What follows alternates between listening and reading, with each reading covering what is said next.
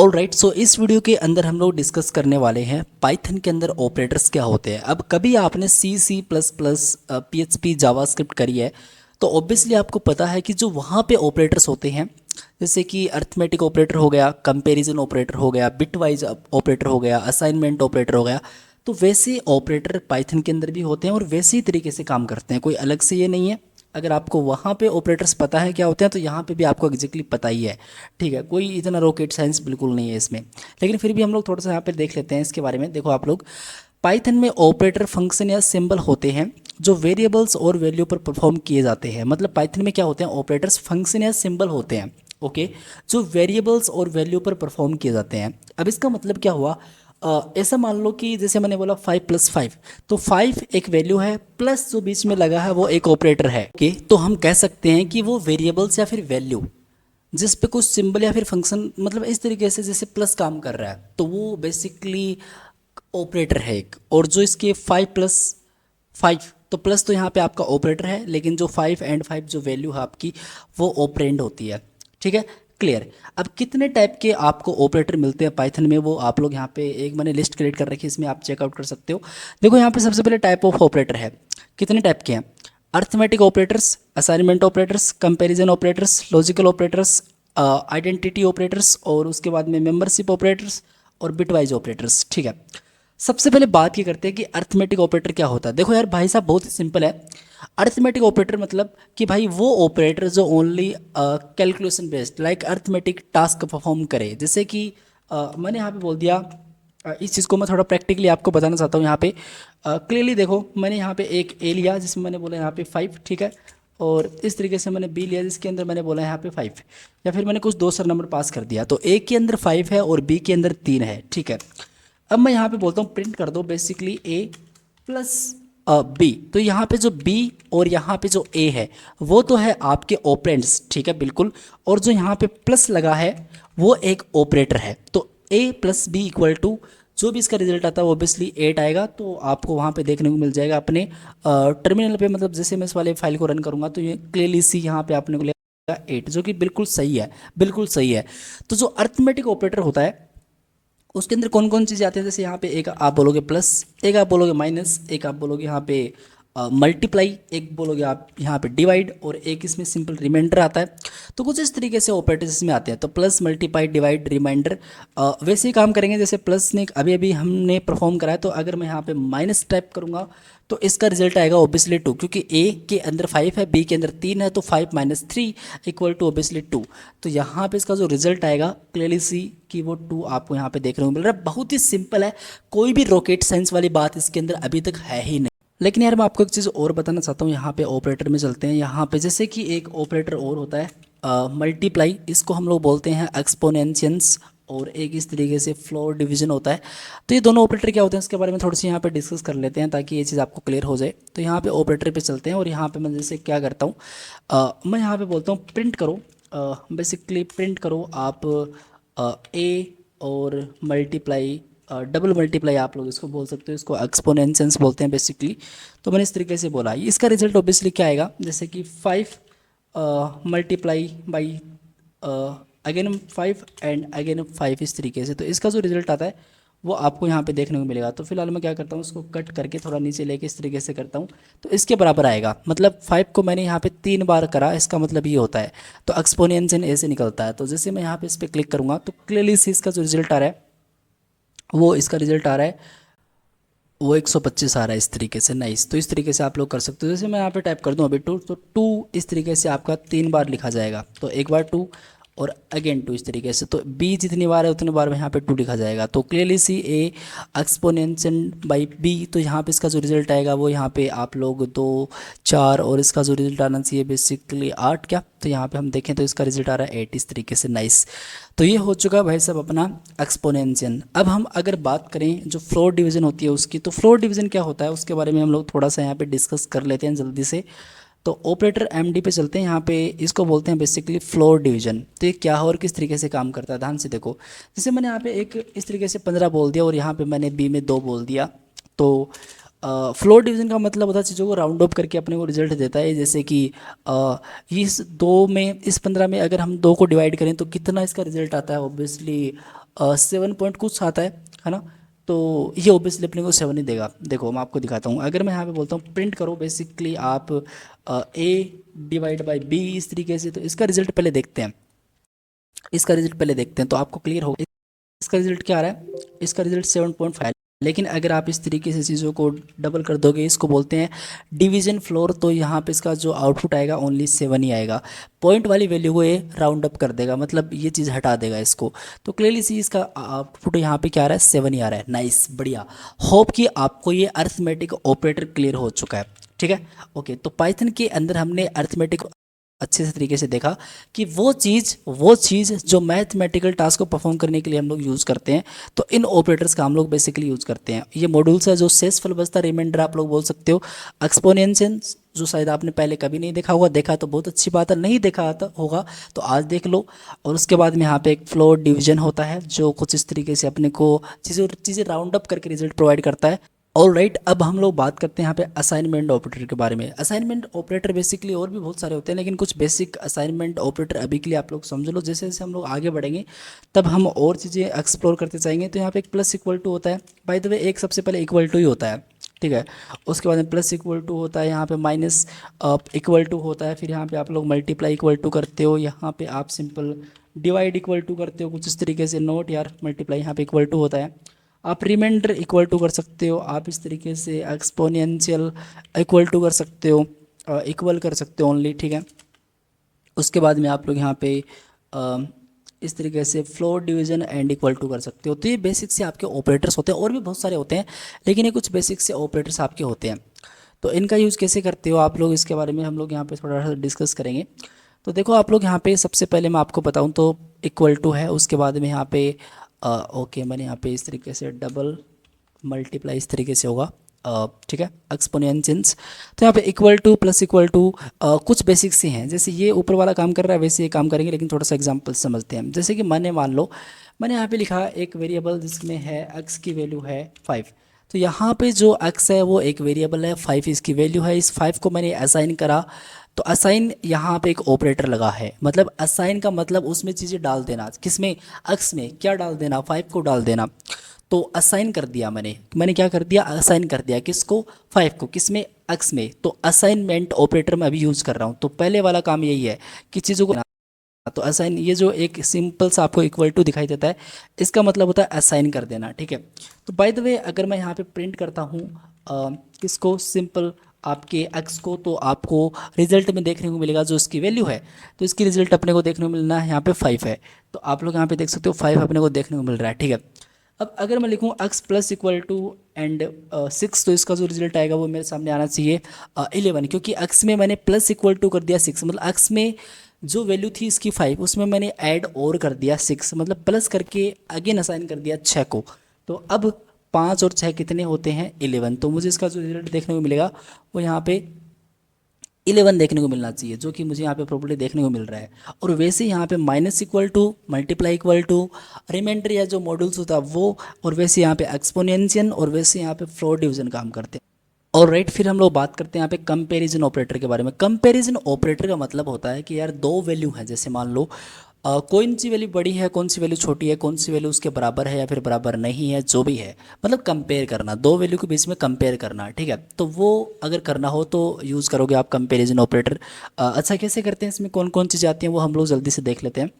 तो यहाँ पे सबसे पहले आप लिखोगे डबल इक्वल टू, आप यहाँ पे लिखोगे इस तरीके से not equal to, not minus नहीं, इक्वल टू आप लिखोगे यहाँ पे बेसिकली ये, एंड एक इस तरीके से आप लिखोगे less than and greater than equal to. इसके बाद में आप लोग यहाँ पे लिखोगे इसमें लाइक कुछ इस तरीके से और कुछ इस तरीके से, ठीक है। तो ये ऑपरेटर होते हैं, ये वैल्यू छोटी बड़ी है ये चेक करने के लिए यूज़ करते हैं, फिर बराबर तो नहीं है। तो हम लोग देख लेते हैं इसको। तो मैं काम करूँगा, आपको एक एग्जांपल के साथ इसको बताना चाहूँगा मैं। तो यहाँ पे मैंने प्रिंट बेसिकली इस वाली फाइल में मैंने ए की वैल्यू 15 करी है, बी की वैल्यू मैंने यहाँ पे 2 करी है। तो मैं एक काम करता हूँ, मैं यहाँ पे सिंपल चेक करता हूँ प्रिंट करके, क्या जो ए है वो क्या बराबर है, इस डबल इक्वल टू का मतलब होता है क्या वो बराबर है इस बी के अगर वो बराबर है तो आप रिटर्न करो ट्रू, नहीं तो आप रिटर्न करोगे फॉल्स। तो इसका रिजल्ट अभी सभी को पता है, इसका रिजल्ट फॉल्स ही आएगा, क्योंकि ए क्या बराबर है बी के, नहीं ए बराबर नहीं है बी के, तो हम इसको जैसे करते हैं तो क्लियरली सी इसका रिजल्ट यहाँ पे फॉल्स आ रहा है। बढ़िया।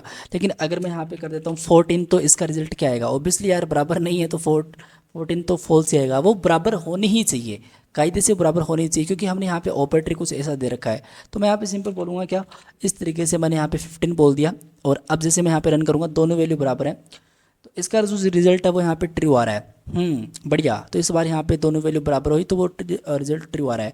क्या मैं यहाँ पे नॉट इक्वल टू लगाऊं? क्या वो बराबर नहीं है? ए क्या बराबर नहीं है बी के? बराबर है, लेकिन मैंने यहाँ पे बोल दिया इस एक्सप्रेशन में क्या ए बराबर नहीं है बी के, लेकिन तो वो तो बराबर है, तो इसका रिजल्ट क्या आना चाहिए? इसका रिजल्ट यहाँ पे आना चाहिए फॉल्स।